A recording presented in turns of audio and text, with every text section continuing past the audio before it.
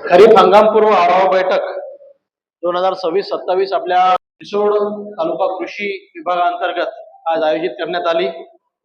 सर्वप्रथम मी आपल्या सगळ्यांचं स्वागत करतो आणि आभार सुद्धा व्यक्त करतो की इतक्या धामधुमी म्हणजे इकडे लग्नांची धामधूम आहे, हळदीची धामधूम आहे, या सगळ्या गोष्टीत आपण वेळ काढून सगळेजण आलात। आमचे सरपंच बांधव असतील, शेतकरी बांधव असतील, आमच्या मायमावल्या सुद्धा हजर आहेत। मंचावर बसलेले आदरणीय संतोषजी वाळके साहेब आमच्यासाठी अजूनही संतोष भाऊच आहेत। आपल्या मातीतला माणूस एक चांगल्या हुद्द्यावर जातो आणि आपल्या जिल्ह्यातल्या लोकांची कळवळा, त्यांच्या शेतकऱ्यांची असलेली निष्ठा आम्ही जवळून बघितलेली आहे। म्हणजे मी आमदार नसताना सुद्धा आदरणीय वाळके साहेब मालेगावला होते आणि वेळोवेळी अंकल आम्ही कार्यक्रम आयोजित करायचो। त्यांचं कौतुक या गोष्टीचं वाटतं की आपल्याच मातीतले आहेत, ते कुठेही जाऊ शकले असते, चांगल्या ठिकाणी त्यांना पोस्टिंग भेटली असती, लेकरांच्या शिक्षणाच्या हिशोबाने पुण्याला जाऊ शकले असते, मुंबईजवळ जाऊ शकले असते, संभाजीनगर नागपूर ठिकाणी, पण त्यांनी वाशिमच निवडलं। तुमच्यासारखेच असंख्य तुमच्या टीम मध्ये काम करणारे आपल्या मातीतले लोक आहेत, त्यांचा सुद्धा अभिमान मला आहे। म्हणजे जी काही आपल्या तालुक्यातले आपल्या जिल्ह्यातले लोक आपल्या जिल्ह्यासाठी आपल्या तालुक्यासाठी काम करतात त्यांचं कौतुक दिनकरदा आपल्याला वाटते, कारण की शेवटी आपले प्रश्न जे जवळून समजू शकतात, आपल्या शेतकऱ्यांची भाषा जे जवळून समजू शकतात, अशा लोकांचं कौतुक अंकल आपण केलं पाहिजे। आदरणीय मदन अंकल अतिशय महत्वाच्या विषयावर आपण इथे प्रकाश टाकला, खताच्या बाबतीत आपण बोललात।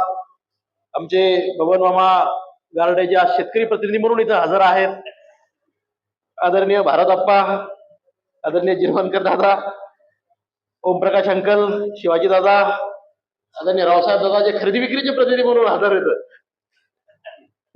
आदरणीय रामभाऊ, नारायण मामा, यांनी ही मीटिंग अतिशय कमी वेळात, म्हणजे काल अर्जुनदा ठरलं की मीटिंग घ्यायची, आज मीटिंग आपण घेतोय। मालेगाव तालुक्याची 15 तारखेला झाली, पण मधात थोडस विविध कार्यक्रम आले, यामुळे आम्ही त्यांना म्हटलं थोडंसं पुढे आपण मीटिंग घेऊ, पण अगदी कमी वेळात पण अतिशय चांगल्या पद्धतीने मीटिंग आयोजित केल्याबद्दल आदरणीय तावरे साहेब तुमचं सुद्धा अभिनंदन।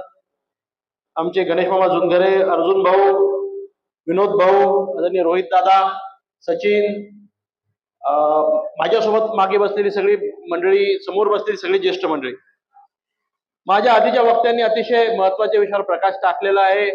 सगळं प्रेझेंटेशन आपल्यासमोर झालेलं आहे। नवीन काही शिकवण्यासारखं म्हणजे आम्ही तज्ञ त्यात नाही, किंवा ही मंडळी तुमच्या नेहमी संपर्कात आहेत, त्या रुटीन गोष्टी आपल्या वेळोवेळी पारंपरिक आपण करतो त्या व्यवस्थित जर केल्या तर नक्कीच मागच्या वर्षी सारखंच यावर्षी सुद्धा आपला अतिशय चांगला येणारा जो हंगाम आहे खरीप हंगाम हा व्यवस्थित जाईल। नियोजन आपल्याला करणं गरजेचं आहे। माझ्या आधीच्या वक्त्यांनी काही गोष्टींवर प्रकाश टाकला। निसर्गावर सगळ्यात मोठा चर्चा जी आपली झालेली आहे की निसर्गाची जी लहरीपणा यावर्षी, मागच्या वर्षी पोट भरून पाऊस पडला, अतिशय नुकसान होईल असा पाऊस झाला, आपण फोटो सुद्धा बघितले मागच्या वेळेस अतिवृष्टीचे, आणि यावर्षी अंदाज असा आलेला आहे की कमी प्रमाणात पाऊस होईल। त्या दृष्टीनं आपण आपले नियोजन करून ठेवावे हे असं सगळ्यांच्या मनात म्हणजे सगळ्यांच्या शब्दात आलेलं आहे। याच्यापेक्षाही वाईट दुष्काळ आपण सगळ्यांनी बघितले, त्याला तोंड दिलेलं आहे, त्यातून बाहेर आपण पडलो, पण येणारा जो पावसाळा आहे याचं नियोजन व्यवस्थित कसं करता येईल या दृष्टीने आपण सगळ्यांनी सामूहिक प्रयत्न केले पाहिजेत असा मानणारा मी आहे। या प्रेझेंटेशन मध्ये तावरे साहेबांनी आपल्या रिसोड तालुक्यात मागच्या काही वर्षातला क्रॉप पॅटर्नचा उल्लेख केलेला आहे। हे सगळ्या ज्येष्ठ मंडळींना सुद्धा माहित आहे की हळद मोठ्या प्रमाणात एक चांगलं उत्पादन देणारं पीक आपल्या परिसरामध्ये असं म्हणता येईल की आपल्यापासूनच उगम झाला। वाशिम जिल्ह्यात हळदीचा जो उगम झाला आपल्या रिसोड परिसरातून झाला। आज मालेगाव, वाशिम सगळ्या परिसरातल्या जिल्ह्यांमध्ये म्हणजे शेजारचे बुलढाणा जिल्हा असेल, अकोला जिल्हा असेल, यवतमाळ जिल्हा, हिंगोली असेल, या प्रत्येक शेजारच्या जिल्ह्यामध्ये सुद्धा हळदीचा प्रसार एकदम चांगल्या प्रमाणात झालेला आहे आणि शेतकरी मोठ्या प्रमाणात या मसाला पिकामध्ये अतिशय चांगले रुजलेले आहेत। आता वसंत मामांनी त्याच्या बेण्याचा सुद्धा उल्लेख केलेला आहे, पण नक्कीच हळदीमध्ये मोठं काम वाळके साहेब आपल्याला करावं लागणार आहे। शेतकरी स्वतःहून पुढे येऊन राहिलेला आहे। आपल्याला तो जर 2 पावलं पुढे येत असेल तर 1 पाऊल तरी डिपार्टमेंट कडनं पुढे गेलं पाहिजे।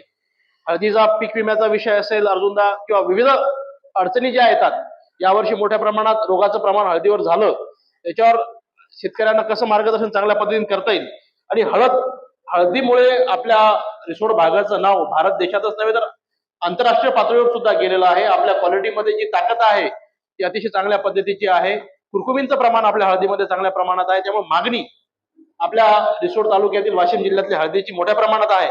या दृष्टीने आपण सगळ्यांनी प्रयत्न करावे अशी मी आपल्या सगळ्यांच्या वतीनं एक विनंती करतो. चिया पीक पाहता पाहता असं आपल्या सगळ्यांच्या 2-3 वर्षामध्ये प्रत्येक गावामध्ये मोठ्या प्रमाणात चिया पिकाचा सुद्धा प्रसार झालेला आहे आणि त्याचे मोबदला जो मिळून राहिलेला आहे शेतकऱ्यांना तो मोठ्या प्रमाणात होऊन राहिलेला आहे. भुवनेश्वरी मॅडम असताना, कलेक्टर मॅडम असताना आपल्या इथे करार पद्धत म्हणजे गोपनी इथे सुरू झाली. तिथले शेतकरी अतिशय चांगल्या पद्धतीने त्या करार पद्धतीत चांगले पैसे आपल्याला मिळाले. शेवटी काय शेतकऱ्याचा जो उद्देश असतो तो शेत पिकाला मिळालं मूल्य हे जर मिळालं तर त्याला कुठेच काही जायची गरज नाही, कुणाच्या दारी बँकेच्या दारी जायची गरज नाही असं मानणारा मी आहे. तर कमी वेळात चिया पिकाने सुद्धा मोठा प्रसार आपल्या परिसरात झालेला आहे. अतिशय त्या पिकाचं जे आपण म्हणता येईल की बाबा शेतकऱ्यांना जंगली जनावरांचा जो मोठ्या प्रमाणात त्रास होतो चियाला त्याची अडचण होत नाही असे तुम्ही सगळेजण म्हणता. त्यामुळे चियाच्या बाबतीत सुद्धा विविध आपल्याला आयुर्वेदामध्ये त्याचा जो उपयोग आहे किंवा विविध गृहोपयोगी याच्यामध्ये त्याचा उपयोग आहे. चियाचं सुद्धा ब्रँडिंग आपल्या जिल्ह्याच्या नावाने आमच्या मायमाऊल्या मोठ्या प्रमाणात चिक्की आणि ते तयार करून राहिलेले आहेत. याचा सुद्धा प्रचार आणि प्रसार मोठ्या प्रमाणात झाला पाहिजे. तावरेसाहेब गोपीनाथ मुंडे अपघात विमेचं आपण प्रेझेंटेशन दिलं. त्या योजनेमध्ये आपल्या तालुक्यात जवळपास 77 प्रस्ताव आपल्याला प्राप्त झाले. त्यातले 71 मंजूर झाले. तर 6 काबर आपले शेतकऱ्यांचे परिवार त्यापासून वंचित राहिले याचं वाळकेसाहेब आपल्या सगळ्यांना अवलोकन करावं लागणार आहे. छोट्या छोट्या त्रुट्या असतात, ज्या काही त्रुट्या आपण बसून जर करू शकलो 7 पैकी 7ही होऊ शकले तर ते 7 कुटुंब वंचित या योजनेपासून राहणार नाहीत. त्या दृष्टीने आपण सगळ्यांनी प्रयत्न करावा असा मी मानतो. तुमच्याच प्रेझेंटेशन मध्ये आपण सगळ्यांनी बघितलं, तुम्ही आमचे फोटो सुद्धा टाकले की मोठ्या प्रमाणात अतिवृष्टी आपल्या जिल्ह्यामध्ये वाळकेसाहेब झाली. आजही लोकमत पुढे या, चगनदादा पुढे या. आजही लोकमत पेपरमध्ये मोठी बातमी या बाबतीत आलेली आहे की वाशिम जिल्ह्यामध्ये जर कृषी मंत्री स्वतः पालकमंत्री आहेत, ते स्वतः येऊन या जिल्ह्याचं पाहणी करतात, आम्हाला सगळ्यांना सोबत घेऊन पाहणी करतात. एवढ्या मोठ्या प्रमाणात अतिवृष्टी झाली तरी पीक विमा योजनेमध्ये फक्त आपला एकच रेव्हेन्यू सर्कल बसतं. या गोष्टीचं संशोधन तुम्हाला आम्हाला सगळं करावं लागणार आहे. कारण की या सगळ्याला उत्तर देणं भाग आहे आपल्याला. एवढा जर पाऊस पडून जर पीक विमा आपल्या जिल्ह्यात मिळत नाही. सगळ्यात महत्वाचं म्हणजे या वर्षी पीक विम्याचे निकष आपण बदलले. या कास्तकारांना माहित होईपर्यंत निकष बदललेले होते. आज जर ते जुने निकष असते तर कदाचित त्यांना आतापर्यंत मोबदला काही प्रमाणात मिळाला सुद्धा असता. त्यांनी त्या गोष्टीचं अवलोकन करून टोल फ्री नंबरवर काही तक्रारी करून तुमच्या आमच्या माध्यमातून तक्रारी करून त्याचे फील्ड व्हिजिट झाल्या असत्या. पण आज आपल्या सगळ्यांना माहिती आहे की आपल्या जिल्ह्याला फक्त एकाच रेव्हेन्यू सर्कलसाठी 1 कोटी रुपये मंजूर झालेले आहेत. तर 30 तारखेला सुद्धा आम्ही पालकमंत्री महोदयांना हीच विनंती करणार, आपल्या जिल्ह्याचा जो खरीप आढावा बैठक होणार किंवा आपल्या कास्तकारांचं मोठ्या प्रमाणात नुकसान पावसाळ्यात आम्ही सुद्धा बघितलं, पालकमंत्री महोदयांनी सुद्धा बघितलं, आपण सगळ्यांनी बघितलेलं आहे. त्या दृष्टीने नक्कीच प्रयत्न करून शेतकऱ्यांना न्याय देण्याचं काम आपण सामूहिकरित्या वाळकेसाहेब केलं पाहिजे असं मानणार आहे. आपलं सोयाबीन असेल, हरभरा असेल, तूर हे सगळ्या पिकाला मार या म्हणजे तूर आणि सोयाबीनला हमखास मार बसलेला होता. भरपूर ठिकाणी तुरीचं पीक जळून गेलं होतं. हळदीला सुद्धा मोठ्या प्रमाणात पार. आपल्या आमचे जुनगरे मामा इथं बसलेले आहेत, आपल्या अंचळचे सरपंच त्यांच्या गावाने 7-8 पूर सोसले, म्हणजे तिथं तर उत्पन्नच झालं नाही. जोगेश्वरी हा परिसर, नेतनसा हा परिसर, किनवट परिसर हा तर अक्षरशः खराळून गेला होता. आणि त्या सर्कलला जर पीक विमा मिळत नसेल ती खूप मोठी शंका आहे. आपल्या दोन्ही तालुके असतील, वाशिम जिल्हा असेल, यांना पीक विमा मिळाला पाहिजे. या दृष्टीने आपण सगळ्यांनी सामूहिक प्रयत्न करावे अशी विनंती करतो. दुसरा महत्वाचा विषय वाळकेसाहेब, आता जसं अंकलनी सांगितलं की शेतकऱ्यांनी नियोजन करावं, खतांचं नियोजन करावं. त्यांनी बसल्या बसल्या मला सांगितलं की आज प्रत्येक जे काही आमचे बांधव, व्यापारी बांधव आलेले आहेत, कृषी आपल्या दुकानाचे जे मंडळी, निविष्ठा विक्रेता मंडळी आहे, यांच्या सगळ्यांकडे सध्या स्टॉक आहे आणि आपणच उपलब्ध करून दिला स्टॉक आहे. जो काही 25% त्यांनी सांगितलं, 25% स्टॉक सध्या आमच्याकडे आहे.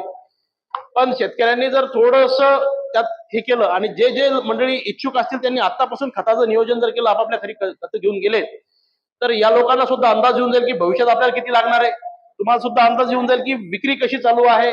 आणि साहेब, मागच्या काही दिवसांमध्ये मोठ्या प्रमाणात डीएपी असेल, युरिया असेल, आम्ही मंडळी आग्रह करतो अंकल तुम्हाला की तुम्ही खत द्या. एखादा कास्तकार यांच्या कोणाच्याही दुकानावर गेला आणि त्यांनी आम्हाला फोन केला, साहेब आम्ही तुम्हाला त्रास देत नाही, आम्ही हक्काने यांना सांगतो की अंकल एखादी थैली शिल्लक द्या, द्यावीच लागते. ती संबंध असतात, हे पण सुद्धा ते संबंध पाळतात, आम्ही सुद्धा पाळतो. पण एखादा जर थैलीचा किंवा 2-3 थैल्या एक्स्ट्रा जर गेला तर तुम्ही यांच्यावर कारवाई करावी, हे चुकीचं आहे. काय शेवटी हा आग्रह कास्तकार करतो. आपल्या सगळ्यांना माहिती आहे, अतिवृष्टीची मोठ्या प्रमाणात आपल्या जिल्ह्यामध्ये झाली, त्यामुळे नंतर पुढच्या रबीच्या हंगामात सुद्धा मोठ्या प्रमाणात खताची मागणी वाढली. त्यामुळे कास्तकार कसं आहे की मी टाकलं तर माझा शेजारचा टाकतो, त्याच्या शेजारचा टाकतो, व आम्ही ज्यानं टाकलं म्हणजे काहीतरी वेगळं आहे, खत वापरलं पाहिजे. शेतकरी एकमेकांच्या सांगण्या वागण्यावर चालतो. यामध्ये या विक्रेत्यांचा काही दोष नाही. आम्ही आग्रह करतो, शेतकरी आग्रह करतो म्हणून त्यांना खतं द्यावे लागतात. तुम्ही मागच्या 7 दिवसात मी देवगिरीकर साहेबांची वाट आजच्या कार्यक्रमात पाहत होतो की मागच्या 7 दिवसात मी बघितलं की आपल्या जिल्ह्यातल्या काही विक्रेत्यांवर आपण कारवाई करताय. तसं करू नका. शेवटी काय ते पण शेतकऱ्यांचेच घरचे लोक आहेत, ते शेतकरी आहेत, शेतकरी म्हणूनच ते दुकान चालवतात. त्यामुळे याचा विचार तुम्ही जेव्हाही, आता 30 तारखेला सुद्धा मी पालकमंत्री कृषी मंत्र्यांसमोर हा मुद्दा मांडणार आहे. पण बाजू कोणाची घ्यायची नाही, पण जे दिसतं आज आहे तर आपल्याला रीतीने चालावं लागणार आहे. कोणतीही एक बाजू न धरता आपल्याला व्यवस्थित मार्ग काढावा लागणार आहे. आणि खताची मागणी ज्या प्रमाणात वाढली तुम्हाला सुद्धा माहिती आहे. मी 2-3 दिवसापासून बातम्या फॉलो करतोय की वाशिम जिल्ह्यामध्ये एक्सेस खतांचा वापर झाला, तर वाशिम जिल्ह्यामध्ये एक्सेस पाऊसही पडला साहेब. आणि तुमच्या आधी त्यांचे प्रतिनिधी मदन अंकलनी सुद्धा बोलले की परमिट तुम्ही द्या, म्हणजे तुमचे वॉच राहील, त्यांचंही त्यांच्यावरही येणार. कारण की ही मंडळी जी आहे ही आजची काम करणारी नाही, म्हणजे वर्षानुवर्ष काम करणारी आहे आणि संबंध सांभाळणारी मंडळी आहे. त्यामुळे त्यातून आपण मार्ग काढावा अशी विनंती करतो. आणि सगळ्यात महत्वाचं म्हणजे शासनाने जी कर्जमाफी योजना घोषित केलेली आहे, लवकरात लवकर त्या कर्जमाफीचे रफिक भाई शेतकऱ्यांना कळलं तर पाहिजे कोणाचं कर्ज माफ झालं, काय झालं. कारण की खताचं बियाचं नियोजन आता आपल्याला लावायचंय. दीपक दादा, शेतकरी वाट पाहून राहिलेला आहे आता शासनाच्या निर्णयाच्या. कारण की जे रेग्युलर कास्तकार आहेत त्यांचे वाटप सुद्धा सुरू झाले. रावसाहेब दादा म्हणजे थकीत आहेत, ते बिचारे वाट पाहून राहिले की आपला काय मिळेल. कारण की जोपर्यंत शासन त्यांना कर्जमाफी, राजदा इकडे या तुम्ही राजभाऊ, जोपर्यंत शासन कर्जमाफीचे निकष जाहीर करत नाही किंवा जे कास्तकार कर्जमाफी ते बसलेत हे कळणार नाही, तोपर्यंत बँकाही त्यांना वाटप देणार नाही. त्यामुळे हा खरीप हंगाम कर्जाच्या उपलब्धते किंवा कर्ज न मिळाल्यामुळे शेतकऱ्यांचं नुकसान होऊ नये या दृष्टीने सुद्धा आपण 30 तारखेला जिल्ह्याच्या मीटिंगमध्ये आदरणीय कृषी मंत्र्यांना आग्रह करणार आहे. मी आपल्या सगळ्यांना सांगतो की बोलताना काही तुमच्या मनातले मुद्दे घेतले गेले असतील, वसंतराव तर सगळेच बोलले, अतिशय महत्वाचं की कृषी विभागानं जसं मदन अंकलनी सांगितलं की आज आमच्याकडनं का तुम्ही घ्यायला जर शेतकरी तयार असाल तर आम्ही द्यायला तयार आहे, आमच्यावर जे आहे ते. कारण की जोपर्यंत आम्ही पैसे भरणार नाही तो दुसरी गाडी येणार नाही द्यायची, असं त्यांनी ती खंत, म्हणजे आतापर्यंत जे क्रेडिटवर हा व्यवहार चालायचा तो आता कॅशवर, जी युद्धजन्य परिस्थिती अख्ख्या देशभरात झालेली आहे, त्यामुळे जे काही मोठ्या कंपनीज या फर्टिलायझरच्या आहेत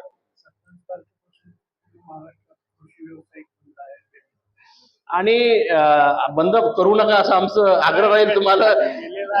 पण हे तुम्ही घरचे लोक आहात, तुमच्या माध्यमातून तुमचे काय जे विषय असतील नक्कीच कृषी मंत्र्यांना आपण तो विषय घेऊ. तुमच्या सगळ्यांना सांगतो की ते म्हणतात की 27 पासून आम्ही बंदावर चाललोय,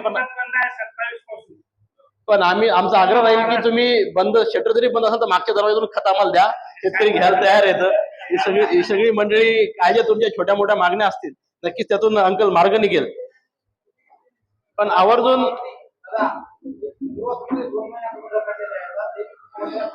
काय काय ज्या पोखरातले गावं आहेत किंवा वेगवेगळ्या योजना डीबीटी आपल्या शासनाच्या प्रत्येक गावामध्ये चालतात, त्याच्या पूर्वसंमतीचा जो विषय आहे, साहेब पुढे या, अरे या या या,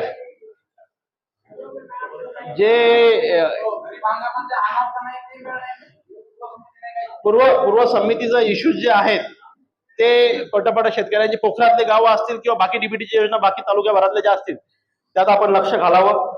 आणि सगळ्यात महत्वाचा विषय जो आहे, कृषी विभागात अंतर्गत ज्या निविष्ठा मिळत असतील, काही बियाणं मिळत असेल, त्याचं डिस्ट्रीब्युशन साहेब मे महिन्यापर्यंत संपून टाका. काय असतं, आता इथं बसलेलं जे काही हॉलमध्ये बसलेले आमच्या मायमावल्या असतील, आमचे शेतकरी असतील, प्रत्येक जण मे महिन्यात, मे किंवा जूनच्या पहिल्या हप्त्यात हळदीची लागवड आपली होऊन जाते. म्हणजे तो 15 मे नंतर तो बिचारा त्याच्या शेतात गुंतून जाईल. त्याचे उन्हाळ्यातले कामं जवळपास संपलेले आहेत. हळदीत जे काही थोडेफार कामं राहिले असतील ते राहिले असतील. नागड्या आटपलेल्या आहेत. आमच्या पुढचं नियोजन आम्ही आमच्या नियोजनात लागलेलो आहोत. हे तुमच्याकडनं विभागाकडनं ज्या गोष्टी मिळतात किंवा प्रोत्साहन तुम्ही देता, प्रोत्साहन शब्द वापरेल मी, त्या मे महिन्यापर्यंत जर गेल्या तर कुठेतरी त्या त्यांच्या कामी पडतील. अतिशय महत्वाचा विषय आमच्या वसंतरावांनी मांडलेला आहे. आपल्या जे काही देशभरातलं वातावरणाबद्दल शासनाने आपल्याला माहिती आधीच दिलेली आहे. आपल्या सगळ्यांना त्याच्या बाबतीत विचार करून क्रॉप पॅटर्न जे आपलं ट्रेडिशनल आहे त्याचा विचार करून आपल्याला यावेळेस सुद्धा पीक पद्धती जी आहे त्याच्याबद्दल जागरूक राहून आपण पिकाची निवड करावी अशी कळकळीची विनंती करतो. आपण सगळेजण एका छोट्याशा निरोपावर सगळेजण जमा झालात त्याबद्दल आपल्या सगळ्यांचे आभार व्यक्त करतो.